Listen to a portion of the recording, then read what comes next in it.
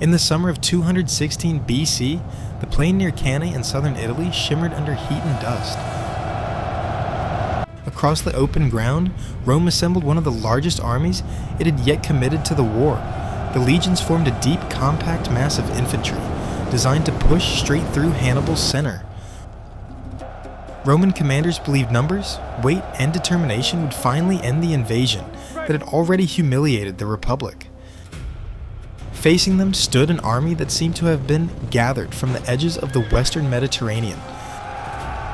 African infantry held positions on the wings. Iberian and Gallic warriors formed the center. Numidian cavalry waited on one flank, while heavier Iberian and Gallic horsemen stood on the other. Balearic slingers and other light troops screened the line. These soldiers did not share one language or one military tradition, but years of campaigning had taught them to fight according to a single plan. When the Roman infantry advanced, Hannibal's curved center slowly gave ground. To the men pressing forward, it appeared that the enemy line was beginning to fail.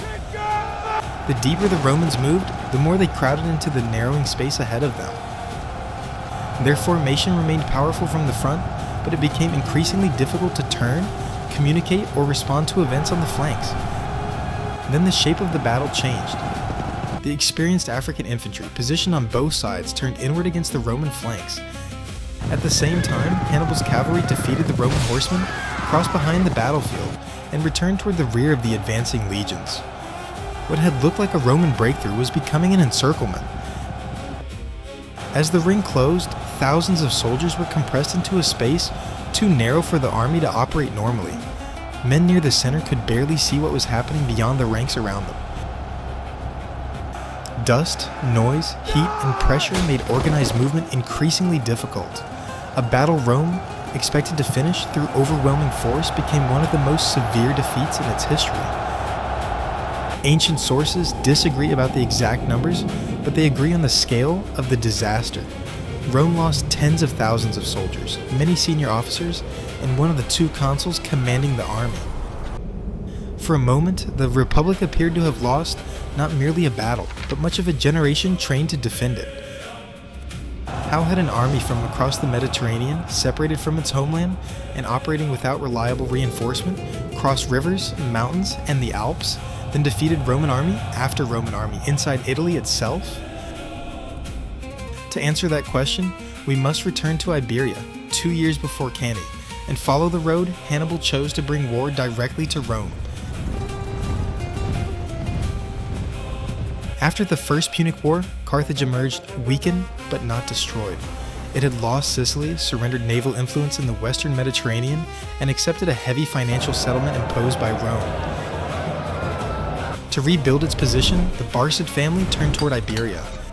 There, Carthaginian commanders gained access to silver, manpower, trade routes, and alliances with local communities. This new base allowed Carthage to recover military strength far from direct Roman control. Hannibal grew into command within this environment, surrounded by officers, veterans, and soldiers already shaped by years of campaigning. When Hannibal took command in Iberia, he was young, but he was not inexperienced. He inherited an organized army and a network of political relationships developed by his family. He continued expanding Carthaginian influence, while tensions increased around Saguntum, a city connected to Rome. When Hannibal besieged and captured it, Rome demanded that Carthage surrender him. Carthage refused, and the Second Punic War began in 218 BC. Hannibal did not intend to wait for Roman armies to attack Iberia or North Africa. Instead, he chose to carry the war into Italy. His objective was larger than defeating one Roman army.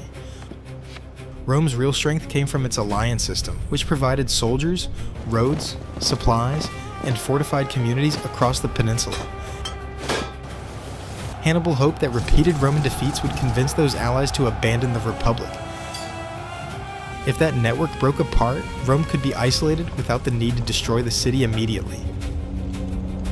To avoid Roman naval power, Hannibal selected an overland route. His army left Iberia, crossed the Ebro, and advanced through southern Gaul. The march was difficult even before reaching the mountains. Some troops were left behind to secure roads and territory. Others deserted or were lost during clashes with local peoples. Hannibal had to negotiate with certain communities and fight others, all while protecting baggage animals, supplies, cavalry, and the remaining war elephants. The army then crossed the Rhone before Roman forces could block the route. This movement surprised Rome, whose commanders had not expected Hannibal to bring such a large army toward Italy by land.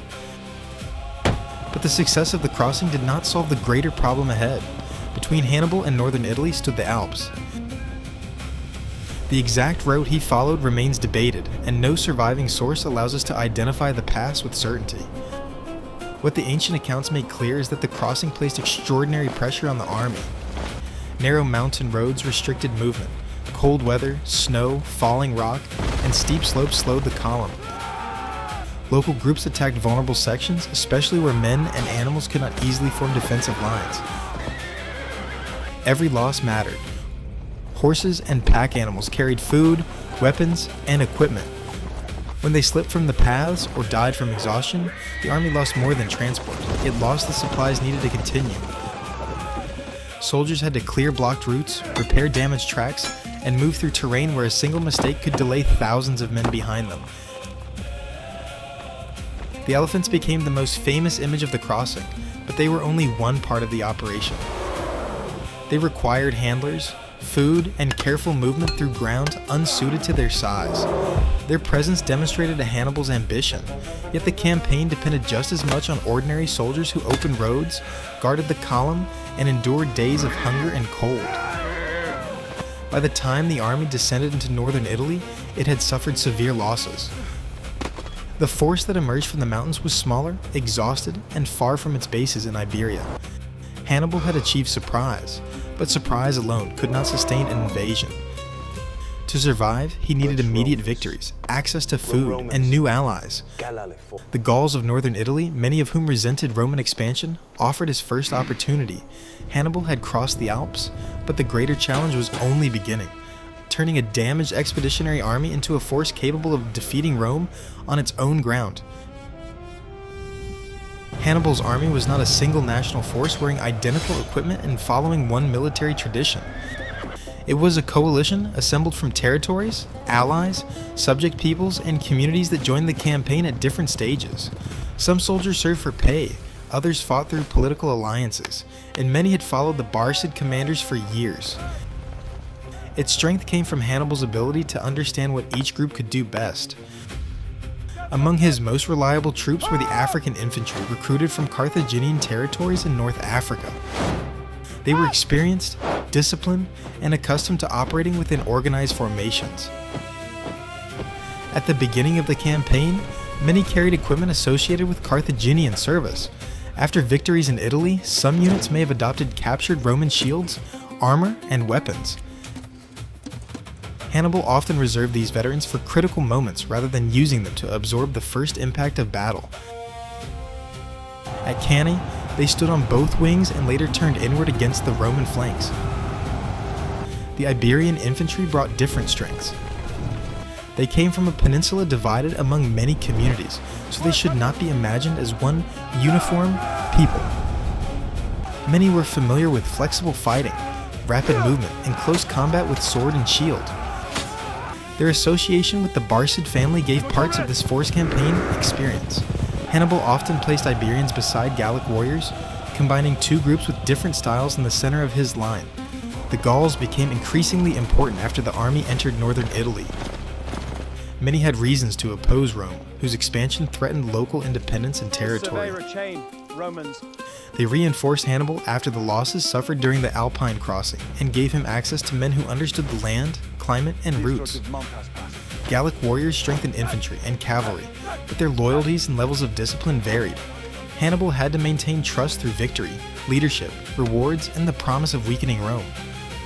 No element of the army gave Hannibal mobility than the Numidian cavalry. These riders used light, fast horses and carried throwing spears rather than relying on heavy armor. They could approach, release missiles, withdraw, and return before slower opponents could respond.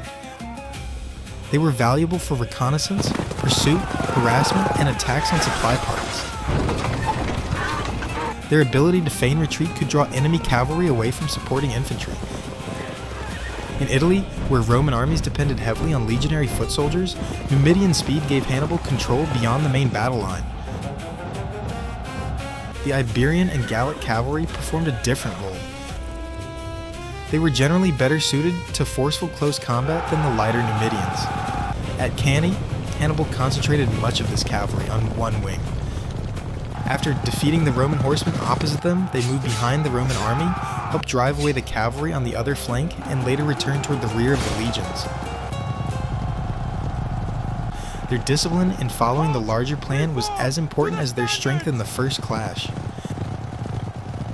Before the main formations met, Hannibal could rely on Balearic slingers and other light troops. Slingers from the Balearic Islands were known for launching stones or lead projectiles over distance. They could disrupt enemy ranks, unsettle horses, and cover the deployment of heavier infantry. Alongside them operated javelin throwers, scouts, and other skirmishers who tested the enemy line and created confusion before close combat began. War elephants became the most famous symbol of Hannibal's campaign, but they were never the only explanation for his success. Elephants could frighten horses, disturb formations, and create a strong psychological effect when used under suitable conditions. They also created logistical problems.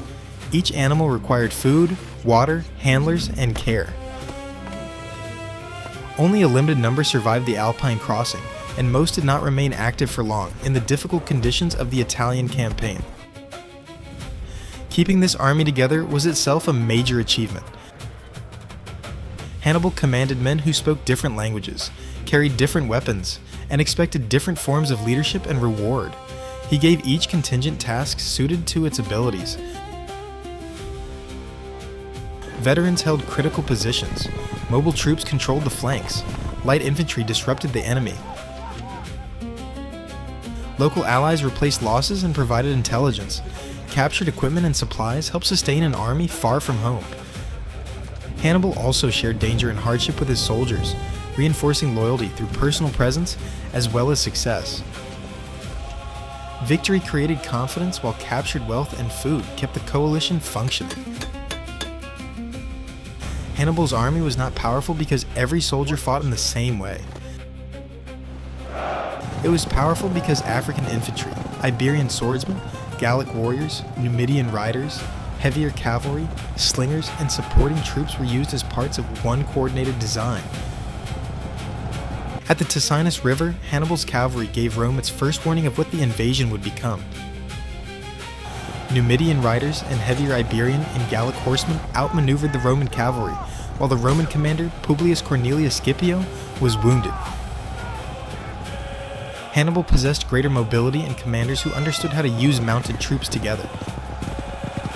The first major test came in 218 BC at the Trebia River. Winter had arrived, and the conditions favored whoever controlled the timing. Hannibal understood this and worked to make the Romans fight before they were ready. Early in the morning, he sent Numidian cavalry toward the Roman camp. They harassed the guards, threw javelins, and then withdrew. The consul Tiberius Sempronius Longus ordered his army to pursue. The legionaries had eaten little, and many crossed the freezing river before fully preparing for combat. By the time they reached the opposite bank, they were cold, tired, and losing energy. Hannibal's army had prepared differently. His soldiers had eaten, warmed themselves, and readied their weapons. He placed infantry in the center, cavalry on the wings, and elephants near the main line. More importantly, he had hidden a force under his brother Mago in rough ground near the battlefield. When the armies met, the Roman infantry initially pushed forward with discipline. But Hannibal's cavalry gained the advantage on both flanks, while light troops and elephants added pressure. Then Mago's hidden force emerged behind the Roman line. The ambush transformed the battle. Roman soldiers were attacked from several directions, and large sections lost contact with one another. A determined body of legionaries broke through Hannibal's center and escaped, but many others were scattered, captured, or unable to withdraw in good order. Trebia gave Hannibal more than a battlefield victory. It strengthened his reputation among the Gauls of northern Italy. The river ran red.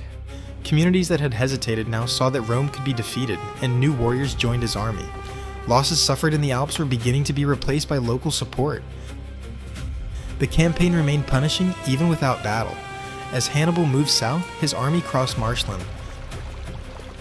Soldiers marched through flooded ground for long periods, while pack animals weakened or died. Supplies were damaged, disease spread, and rest became difficult. During this stage, Hannibal developed a severe eye infection and eventually lost sight in one eye. The episode showed that terrain and weather could reduce an army as effectively as combat. In 217 BC, Hannibal prepared another trap near Lake Trasimene. He studied a route where the lake bordered a narrow plain surrounded by hills. A Roman army under Gaius Flaminius was following him. Hannibal positioned his main force ahead to draw the Romans forward, while infantry and cavalry concealed themselves on higher ground. Morning mist covered the area as the Roman column entered. Flaminius's army advanced before it had formed a complete battle line. Once much of the column had moved into the confined space, Hannibal gave the signal.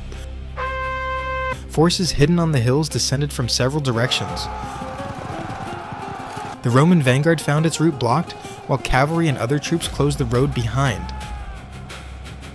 Units were separated before they could organize a coordinated response. Some soldiers moved toward the lake, while others tried to form local defensive groups. Flaminius was killed, and the army suffered another major defeat.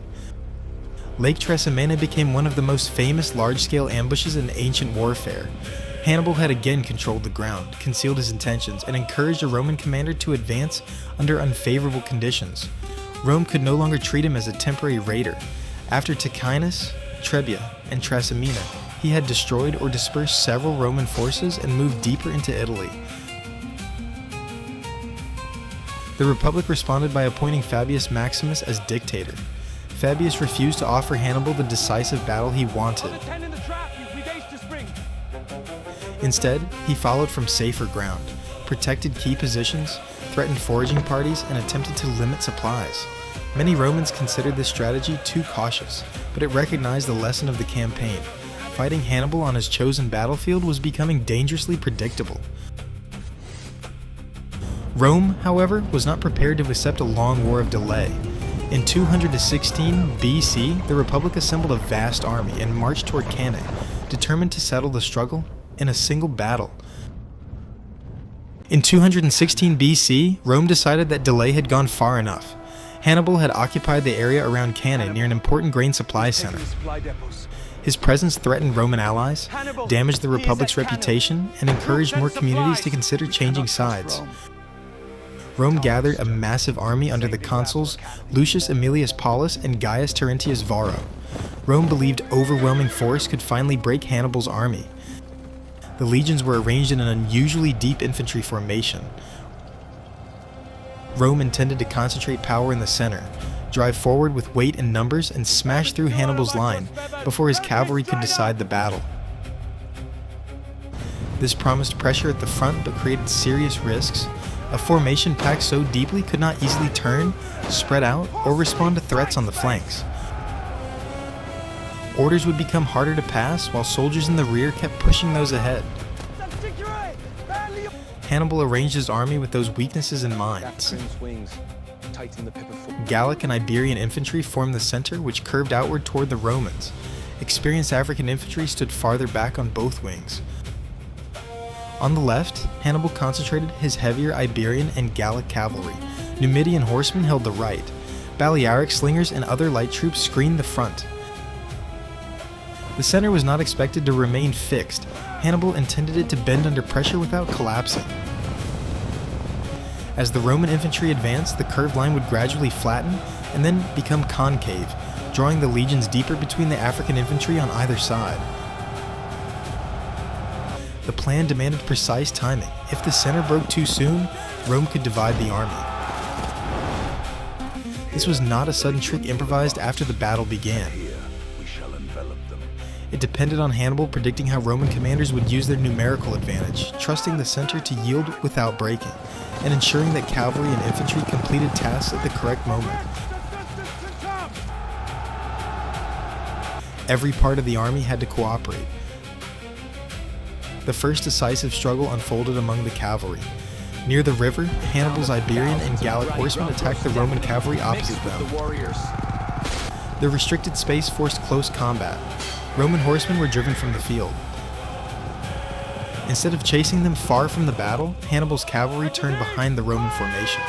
They crossed the rear and joined the Numidians on the opposite wing. Together, they forced that Roman cavalry away as well. Hannibal now controlled the mounted battle and possessed a mobile force behind the legions. Meanwhile, the Roman infantry pressed into Hannibal's center. At first, the Roman plan appeared to be succeeding. The Gallic and Iberian line gave ground, the outward curve became flat, then slowly bent inward. Roman soldiers saw the movement as proof that Hannibal's center was failing and continued to advance. But each step forward reduced their freedom. The legions crowded into a narrowing area. Units lost normal spacing. Men behind pushed those ahead, while officers struggled to see beyond the dense formation. The Romans remained powerful in front, but could barely change direction. Hannibal's center absorbed enormous pressure. The Gauls and Iberians had to retreat in order without turning that movement into a general collapse. It was to keep the enemy moving forward long enough for the rest of the design to close. When the Roman mass had advanced far enough, the African infantry on both wings changed direction. One line turned against the Roman left flank. The other struck the Roman right. The legions were suddenly no longer fighting only toward the front. Soldiers on the outside tried to face the new threats, but the formation was too crowded for large numbers to turn effectively. The pressure forced the Roman mass inward. Those near the center had even less space and could barely understand how the battlefield had changed. The final stage came when Hannibal's cavalry returned. After defeating both Roman cavalry wings, the horsemen attacked the rear of the infantry formation. The encirclement was complete. Gauls and Iberians remained in front, African infantry pressed from both sides, and cavalry blocked the rear. This double envelopment made Cannae a classic study in military history. Hannibal did not win by relying on a single troop type or a simple numerical advantage. He combined a flexible center, disciplined infantry on the wings, and superior cavalry into one coordinated sequence. The Roman army could no longer withdraw in an organized way. The dense formation that had been designed to create unstoppable forward pressure became a trap. Soldiers lacked room to use their weapons effectively, receive orders, or move toward safer ground. Heat, dust, noise, and exhaustion made coordination increasingly difficult as the battle continued for hours. The scale of Rome's losses was catastrophic. Ancient writers provide different totals, but they agree that tens of thousands of soldiers were lost, along with many officers, senators, and the consul Paulus. Varro escaped with a small number of survivors. Rome had sent an army to end the invasion and instead suffered its worst defeat of the war. After Cannae, several communities in southern Italy abandoned Rome. Capua, one of the peninsula's most important cities, joined Hannibal. His reputation reached its highest point, and for a moment the Roman alliance appeared close to collapse. Yet Hannibal did not immediately march on Rome. Cannae had destroyed an army, but it had not destroyed the walls, alliances, manpower, and political will of the Republic. Hannibal's greatest tactical victory now raised a harder question. Could battlefield brilliance be converted into the final defeat of Rome? After Cannae, Hannibal had achieved what seemed impossible. He had destroyed one of the largest armies Rome had ever fielded, convinced several communities in southern Italy to abandon the Republic, and shaken confidence across the peninsula. Yet the road from battlefield victory to political victory was far more difficult than it appeared. Rome itself was a large fortified city with deep reserves of manpower, supplies, and political determination. Hannibal did not possess the heavy siege equipment needed for a prolonged assault, nor did he have a secure logistical base near the capital. His army was operating far from Carthage and Iberia, depending on captured supplies, local allies, and whatever resources could be gathered from the countryside. A direct siege risked exhausting the very army that had made his campaign possible. Even reaching the walls would not guarantee success, because Rome could draw on nearby communities and maintain resistance behind prepared defenses. More importantly, Rome's alliance system did not collapse completely. Capua and several communities in the south changed sides, but much of central Italy remained loyal. Those allies continued to provide soldiers, food, roads, and fortified towns. This allowed Rome to raise new legions even after suffering catastrophic losses. Hannibal had damaged the network, but he had not broken it. The Roman Senate also refused to negotiate. Instead of accepting defeat, the Republic expanded recruitment, mobilized younger and older citizens, increased financial demands, and even used enslaved men in specially formed units. Roman commanders were ordered to avoid the kind of decisive battle Hannibal wanted. They attacked his allies, defended loyal cities, and forced him to spend time protecting a growing number of scattered positions. Rome returned to the cautious method associated with Fabius Maximus. Roman armies followed Hannibal without offering him favorable ground. They occupied strong positions, disrupted foraging, cut supply routes, and recovered territory piece by piece. Hannibal remained dangerous, but every experienced soldier he lost was difficult to replace. Rome, by contrast, could continue creating new armies, rotating commands, and sustaining pressure across several fronts at once. Hannibal also needed reinforcements from outside Italy. Carthage provided support, but not enough to give him complete strategic freedom. His brother Hasdrubal eventually crossed the Alps with another army, hoping to join him. In 207 BC, Roman forces intercepted Hasdrubal near the Metaurus River. His army was defeated before the two brothers could unite. The loss ended Hannibal's best chance to transform the Italian campaign. From that point, Hannibal's position gradually narrowed. He continued operating in southern Italy and remained a serious threat, but he could no longer expand the war on his own terms. Rome isolated his allies, retook cities, and carried the conflict into other regions. In 203 BC, Hannibal was recalled to North Africa after Scipio brought the war close to Carthage itself. His campaign in Italy ended after roughly 15 years. He had not suffered a decisive defeat there, yet he had also failed to force Rome to surrender. Hannibal proved that Roman armies could be outmaneuvered and destroyed. What he could not destroy was the system behind them: Rome's alliances, political endurance, manpower, and willingness to continue the war through repeated military disasters. His victories nearly broke the Republic on the battlefield. Rome survived because losing legions was not the same as losing the state.